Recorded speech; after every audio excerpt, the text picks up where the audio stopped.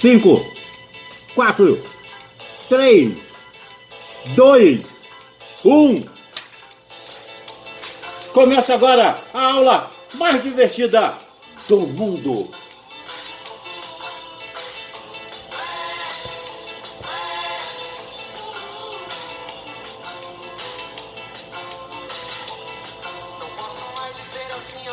E quem pediu a música de hoje foi o Sidney Teles. E ele pediu para mandar um abraço para os amigos do Portugalo, Angra dos Reis. Tá aí, Angra dos Reis, lugar maravilhoso. Tá aí, Sidney, a música que você pediu. E um abraço aí para a galera toda do Portugalo. Obrigado, Sidney, por participar mais uma vez.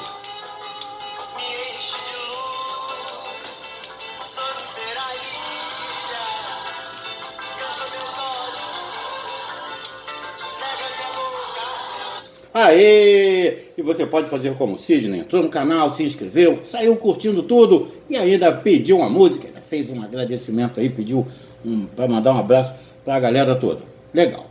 Bom, agora sim, minha querida e linda turma de primeira série, turma de História, hoje na aula 2 desse módulo de História, esqueci de uma coisa, nós estamos comemorando hoje a incrível marca de 23.264 visualizações. Não posso esquecer, senão o pessoal briga comigo. Então, bota exclusivo, meu filho.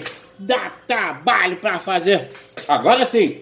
Agora vamos lá. Minha querida e linda turma de primeira série, turma de História. Neste módulo, nesta segunda aula, nós vamos tratar sobre vamos falar uma parte sobre iluminismo, ali eu vou falar sobre Francis Bacon, Descartes, o Newton, se der a gente estica até o Boyle. E na aula passada nós falamos, só para dar uma relembrada, falamos sobre o Guilherme III, né? Que ele declarou ali, ele melhor jurou ali ao Bill of the Rights, a Declaração de Direitos, né? E estava estabelecido ali o predomínio do parlamento sobre a sua própria autoridade, né? A autoridade do rei. E eu separei aqui alguns artigos, não todos, só uma parte de alguns que eu achei muito interessante, que é, por exemplo, o artigo 1º, ele diz o seguinte: o pretendido direito, olha só, de suspender as leis pela autoridade real sem o consentimento do parlamento é contrário às leis. Esse é o artigo 1º. O artigo 3º, separei só 4. Ele diz o seguinte: o imposto em dinheiro usado para o uso da coroa sob pretexto de prerrogativas reais sem que haja concordância do parlamento é contrário às leis. Percebe aí, né? O que o parlamento não tiver sendo favorável, está contra a lei. Já um outro aqui, o artigo 6º, ele diz o seguinte: o recrutamento e a manutenção de um exército no reino em tempo de paz, sem o consentimento do parlamento, é ilegal. E um outro artigo aqui que eu achei interessante, o 8º, por que eu separei esse? A gente vai falar sobre isso depois. O 8º diz assim, ó: as eleições dos deputados no parlamento serão livres. Isso aí parte aí, né, da declaração dos direitos que eu separei aí para a gente dar uma olhadinha. Então, além do Bill of Rights, nome bonito, foi aprovada o Toleration Act, conforme eu falei, que aconteceu, que concedeu liberdade de culto para os protestantes.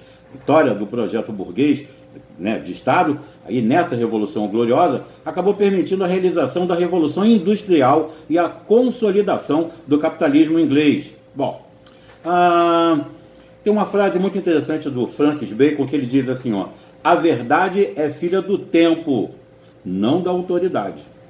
Olha que legal.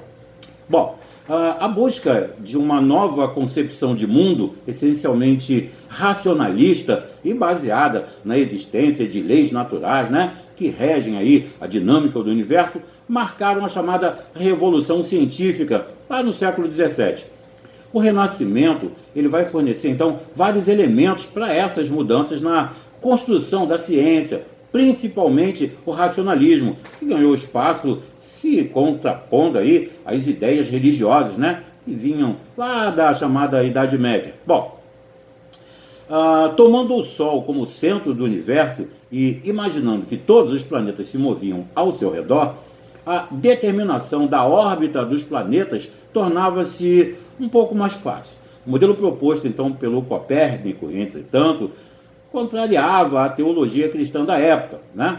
Afirmar que a Terra não estava no centro do universo significaria, então, dizer que o homem, criação suprema de Deus, também não estava. Bom, isso podia colocar muita coisa em xeque.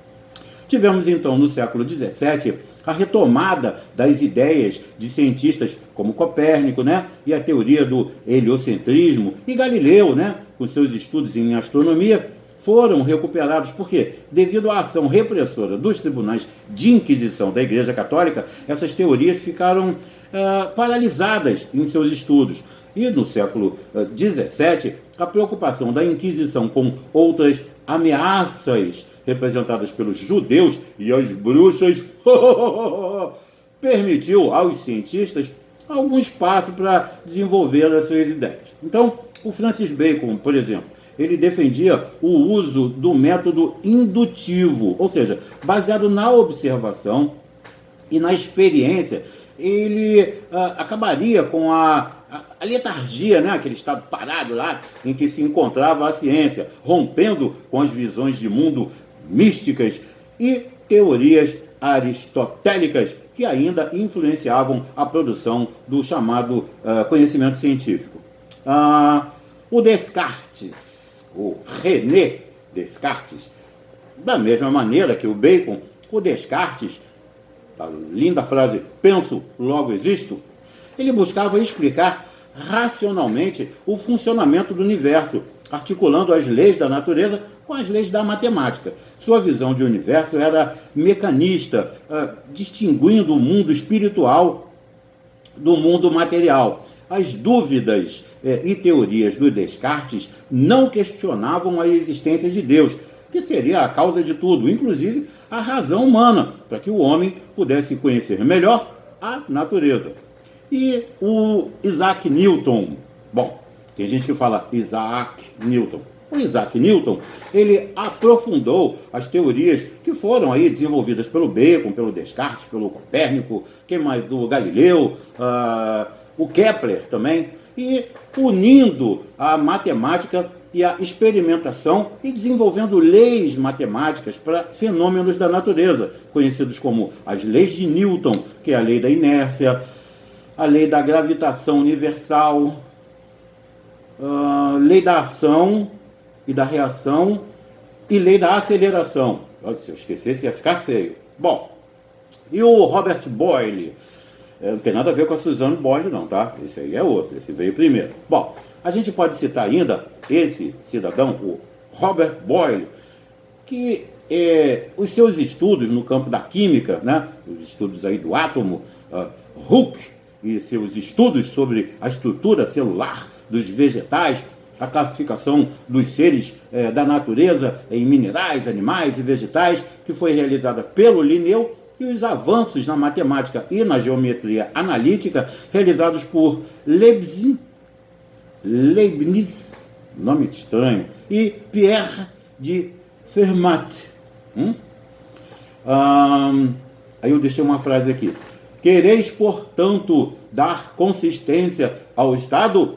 Aproximai os graus extremos, tanto quanto possível. Não suporteis nem opulentos, nem indigentes.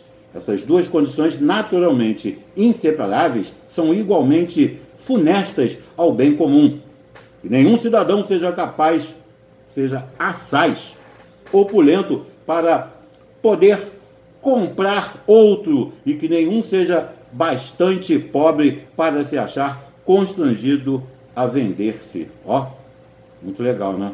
Isso aí é do Rousseau, na obra do Maquiavel, no meio dos nossos dias. Bom, a gente pode definir o iluminismo, vou dar uma pincelada sobre o iluminismo, e num outro momento eu volto com uma aula falando só sobre o iluminismo, que é um assunto bem complexo. Mas, assim, a nível de uma pincelada, a gente poderia definir o iluminismo como sendo um movimento de renovação tanto filosófica quanto intelectual, e ele vai atingir o seu maior grau de expressão justamente na França do século XVIII.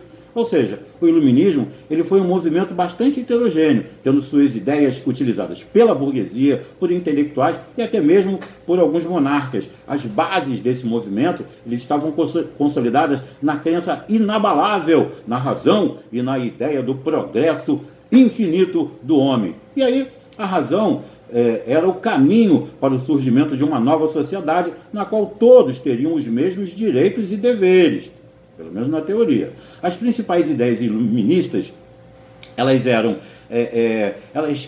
críticas ao Estado absolutista, propunham a limitação do poder real, críticas aos privilégios da classe das antigas tradições, e aí propunham a igualdade jurídico-política. Criticavam também a Igreja Católica, né? Aliás, era um dos alvos prediletos dos iluministas. Também a defesa da não intervenção do Estado no campo econômico e a defesa aí também de um sistema constitucional. Bom, o Diderot e o de Alembert, nomes complicados, eles criaram a enciclopédia, ou seja, uma grande obra que ela contava com 35 volumes, e isso aí elas divulgavam o conhecimento científico e as concepções políticas, intelectuais e sociais dentro da visão dos iluministas. E aí alguns colaboradores aparecem, como o Jean-Jacques Rousseau, o Voltaire e o Barão de Montesquieu, que um aluno uma vez perguntou se esse era o nome dele. Não era. Por ser Barão de Montesquieu, ficou conhecido assim, e esse não era o nome dele. Bom, quando eu for entrar em iluminismo, eu aprofundo um pouco mais, tá bom?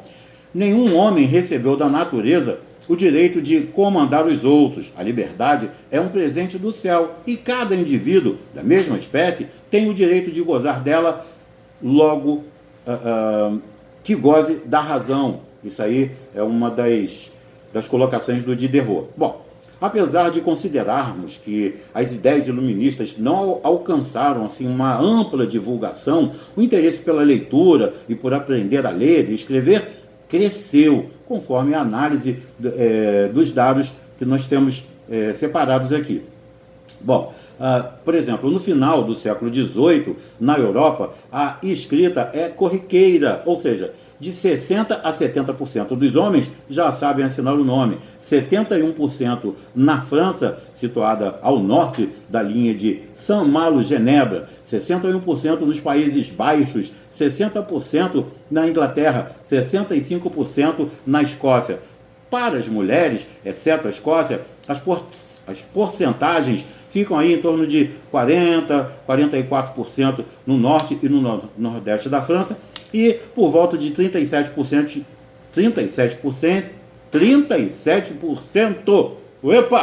nos chamados Países Baixos austríacos, e 40% na Inglaterra.